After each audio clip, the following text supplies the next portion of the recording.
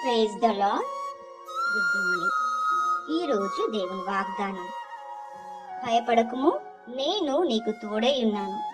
యెషయా గ్రంథము 43వ అధ్యాయం 5వ వచనం.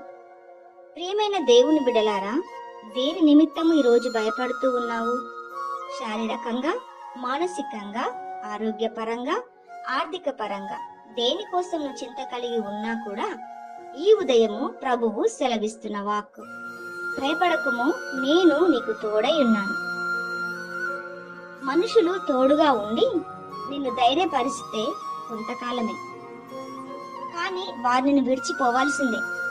దేవుడు నీకు తోడుగా ఉంటే ఎవరిపైన ఆధారపడాల్సిన అవసరము లేదు. దేవుడు యోసేపుకు తోడుగా ఉండి ఐగుప్తులో ప్రధానిని చేశాడు. దావీదుకు తోడుగా ఉండి ఇజ్రాయేలు రాజుగా చేశాడు. అబ్రహాముకు తోడుగా ఉండి ఆశీర్వదించాడు. దేవుడు నీకు తోడుగా ఉంటే ఏమైనా చేయగలరు.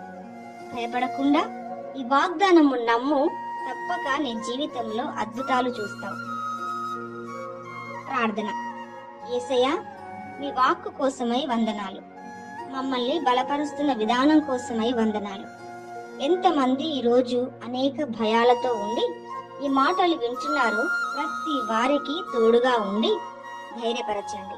వారిని, వారి కుటుంబాలను దీవించి ఆశీర్వదించండి. యేసు నామములో అడుగుచున్నాము తండ్రి. ఆమెన్. ఆమెన్.